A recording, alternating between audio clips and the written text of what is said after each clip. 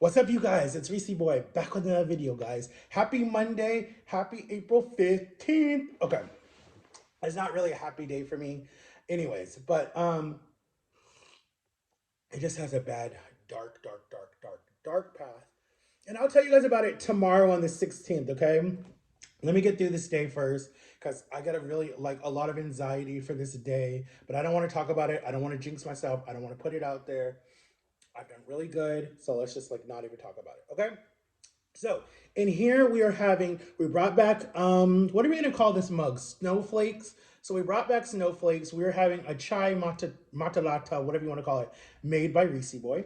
It really all it is English breakfast tea, some Tivia sugar, 1.5 cups, not 1.5 cups, 2 tablespoons of creamer, like the powdered creamer, and that's it. Just hot water, tea bag. You guys know how to make tea.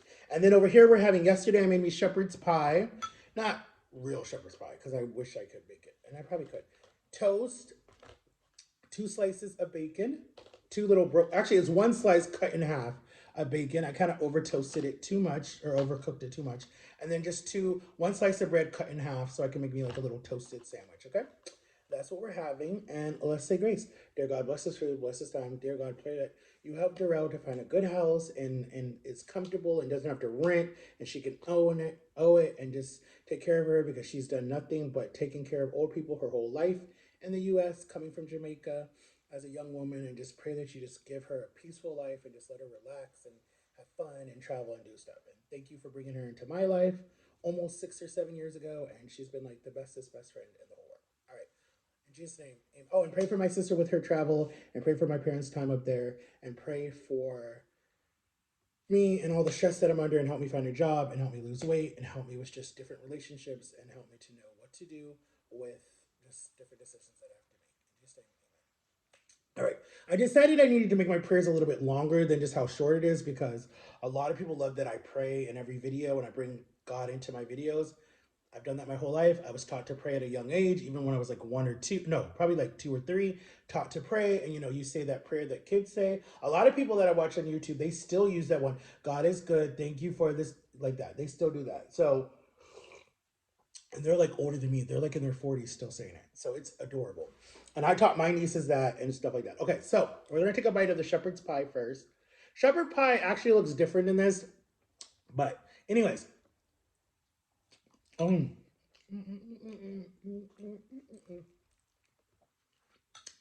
okay, so thank you to everybody that is so positive. Thank you to everybody.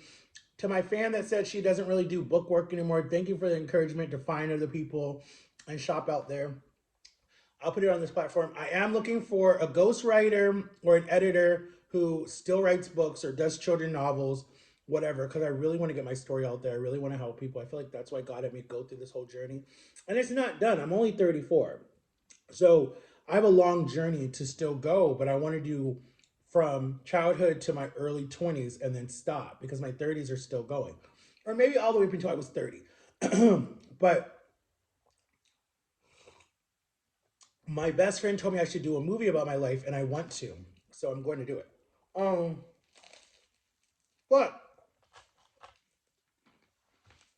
what I want to talk to you guys about today, sorry,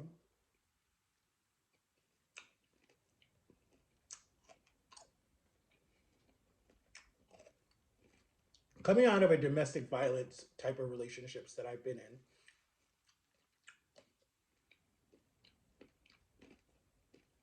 okay, so the biggest thing that drives me crazy in domestic violence situations is the person that is the abuser. They psychologically, mentally, physically, and emotionally abuse you with their words. All domestic violence situations don't have to be physical, right? They can be mental, emotional, they can be whatever it is. I live in one to this day. I'm emotionally abused every day from different things. And people just, anyways, it's a different topic. I got to be quiet because there's cameras, there's people listening, and I don't need stress when they come back. But anyway, but partly I don't care. I say it too, to their face. But If you're in a domestic situation, guys, I know from experience it's hard to get out. Your family, your friends, total strangers will say, "Why did you stay for so long?" Okay, it's a hard thing to leave. It really is, especially if you're known and your body just gets adapt to it and you're used to it. It's very hard to just be like, "Oh, okay, I'm going to leave one day." And even if you do, you always go back.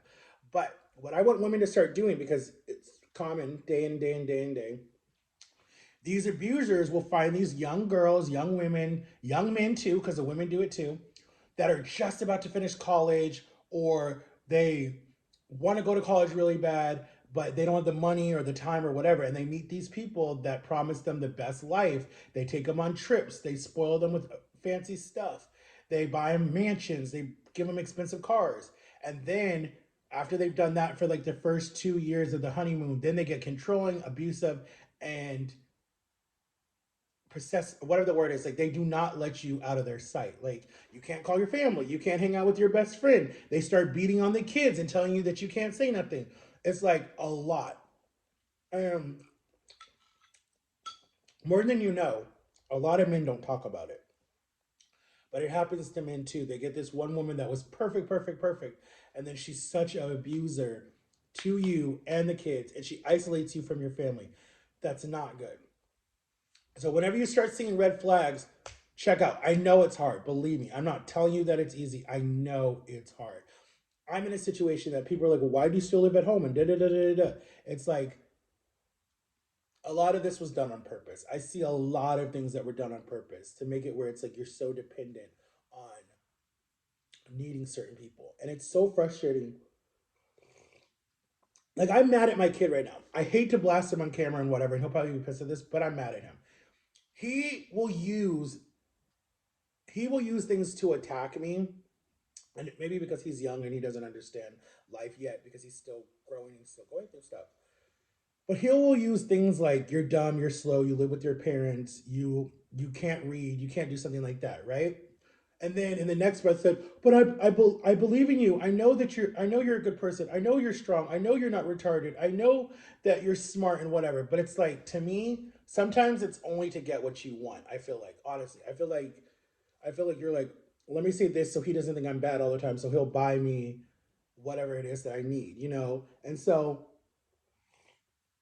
but I'm not going to say that he's a kid that just says buy, and doesn't show any type of love or compassion or caring. He does. He does. He's not a bad kid at all. I'm not saying that. I'm just saying there's things that he uses to attack you. And he does it to everybody. He doesn't just do it to me, but he has a lot of anger and a lot of pain. And I get that. That's probably the one reason why I've not just been like, I'm out. Because one, I've done it already and that damaged him. And that's probably where most of the anger is. When he sees me, he won't admit to it, but I feel like he's still mad at me for that. And then two, I can't leave someone when they're down and they're still grieving the loss of their mother. I'm not going to do that. That's an evil person. I could not do that.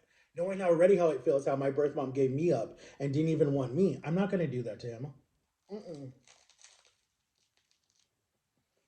I mean, from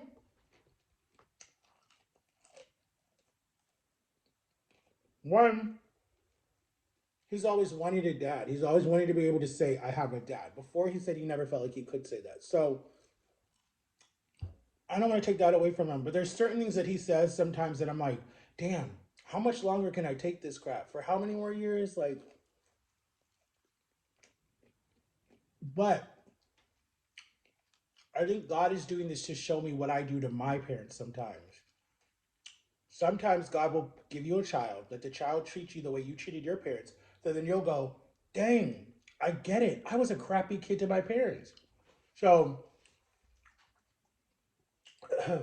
I feel like God is testing me right now to see how much I endure and stay in before I give up. Because I used to always say, "Oh, I'll be the best father, blah, blah, blah, blah, blah, blah, blah. It don't matter what the kid does. I'll be there for them. I'll take care of them," all that stuff. But I didn't talk about when they're disrespectful, rude, they back talk, they don't listen to you, they only listen to you when they want something.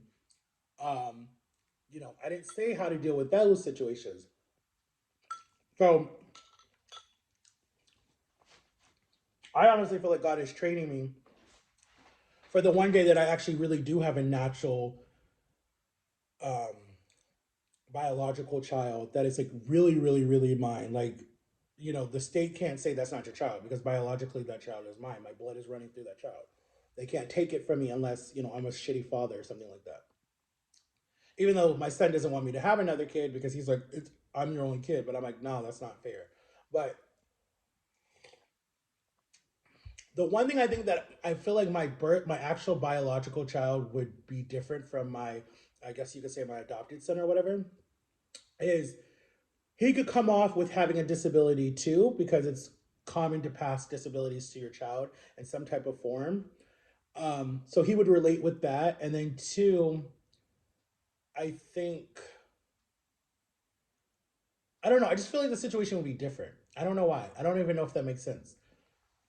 Oh, I know. But I feel like my son would be like, well, the only reason why it's different is you stayed in his life. You didn't leave him for 10 years. So I think that that's what would make it different. And I mean, he's right on about that. That's not a lie. That's actually true. It probably would be true. You'd be more hands on, that he would be like not so angry and not have so many issues because you were in his life and you've never left his life. So yeah, I would give him that too. I would give him that. That makes sense. Excuse me. But again, if you're in a domestic situation, right? Like I've been in relationships like that. I've dated girls that were very controlling and very mean and very like I was property. Like they acted like they owned me. Like it's like, hey, slavery days have been over, but it's like they acted like I was a piece of property. Like you can't go nowhere, you can't talk to no one, you can't see nobody. You have to tell me what you're doing every single moment of the day. And I was like, oh heck no. Why are you always at church all the time? Are you talking to some girl at church? It's just like, honey, back down, back down. You know, literally lost friendships because they were like, no, dude, you're too whipped, you're too controlled. Be a man, be a man. I mean, that's literally what they would say. Thank God Jama came when she did because I was being whipped still. I was still being controlled by a lot of people when Jama came. A lot of people. So, anyways, I know I went all over the place, guys, but get out of the situation if you can. If you can't, there's means and there's places to help you get out of the situation. Or if you want to talk about it, message me. I'll talk to you about it. Message me. And if you want to do it privately, just message me on Instagram. It's the same as my TikTok. So please, please, I'm here for you guys. I try to be here for everybody. You know, even though I feel like a lot of people are not there for me, but I try to be there for people. The most nice person is they're hurting inside. But I love you guys for watching. Make sure to like and subscribe. I didn't finish my shepherd's pie, and I didn't really finish my toast. And I don't know if you guys can see my tea, but my tea. Oh god, I don't spill it. Anyways, my tea is delicious, guys. Oh, and Cody is still here, guys. Get you a Codis water bottle. And I have more stuff coming from TikTok Shop, guys. So we will do a video. I got the famous, I don't know, they're called Skittles candy. It's coming soon, like sometime this week, I think. And I will do a TikTok video about it and a YouTube video about it, review. So let me know if you guys want to see more trends like that. And I still owe you a garden video that I'll probably shoot tomorrow when I gotta go pick tomatoes and stuff so I get out of this corner. Or I'm going out with Jama, so maybe I'll do a video with Jama, a Walmart haul or something. But I love you guys. Make sure to like and subscribe, and just know your worth and know that you deserve to be safe and happy and protected. But I love you guys, and I'll talk to you later. Bye bye.